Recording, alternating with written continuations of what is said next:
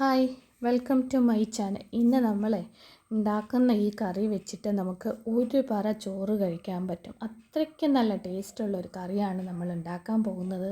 അതിനുവേണ്ടി നമ്മളിവിടെ ഉണക്കമീനാണ് എടുത്തിട്ടുള്ളത്. ഒരു 5 ഉണക്കമീൻ ഞാനിവിടെ എടുത്തിട്ടുണ്ട്. അതിൻ്റെ കൂടെ ഒരു കായ, ഒരു തക്കാളി, അതുപോലെ ഒരു മുരിങ്ങയ്ക്ക, 2 പച്ചമുളക്, ഇത്രയാണ് നമ്മൾ എടുത്തിട്ടുള്ളത്.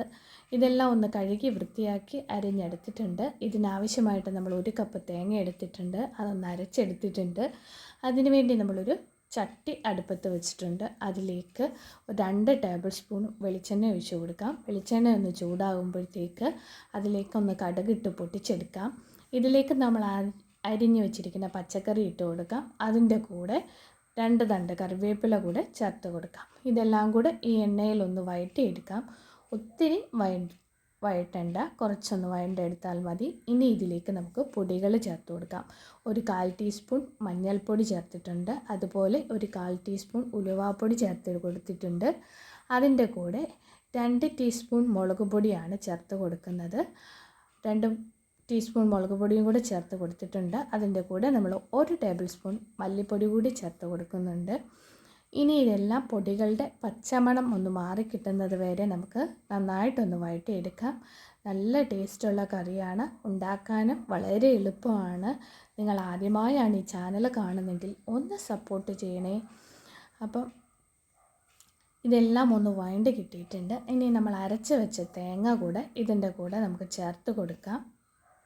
അതിൻ്റെ കൂടെ ആവശ്യത്തിനുള്ള വെള്ളവും കൂടെ നമ്മുടെ ആ മിക്സിയുടെ ജാറിലോട്ട് ചേർത്ത് കൊടുത്ത് ഒഴിച്ചെടുത്തിട്ടുണ്ട്.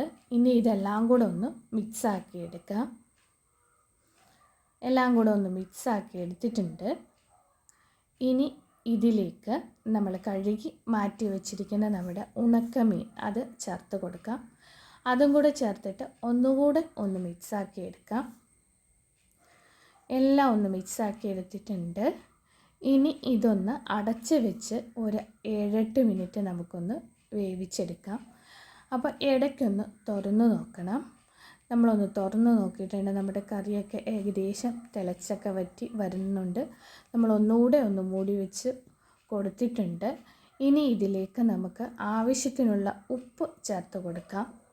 ഉപ്പും കൂടെ ചേർത്ത് കൊടുത്തിട്ടുണ്ട്. ഇനി നന്നായിട്ടൊന്ന് മിക്സ് ചെയ്തിട്ട് ഒരു 2 മിനിറ്റ് കൂടെ വെച്ചാൽ മതി. ഈ 2 മിനിറ്റ് നമുക്കൊന്ന് അടച്ച് വെച്ച് ലോ ഫ്ലെയിമിലിട്ട് വെച്ച് കൊടുക്കാം. അപ്പോൾ നമ്മളൊന്ന് അടച്ച് വെച്ച് ലോ ഫ്ലെയിമിൽ വെച്ച് ഒരു 2-3 മിനിറ്റ് കഴിഞ്ഞിട്ടുണ്ട്. ഇനി തുറന്ന് നോക്കാം. നമ്മുടെ കറിയെല്ലാം ഇവിടെ റെഡി ആയിട്ടുണ്ട്. സൂപ്പർ ടേസ്റ്റിലുള്ള നമ്മുടെ ഉണക്ക കറിയാണ്. ഇതൊറ്റ കറി മതി നമുക്ക് ചോറ് കഴിക്കാനായിട്ട്. ഇഷ്ടപ്പെട്ടാൽ ലൈക്ക് ചെയ്യാനും ഷെയർ ചെയ്യാനും മറക്കല്ലേ. താങ്ക്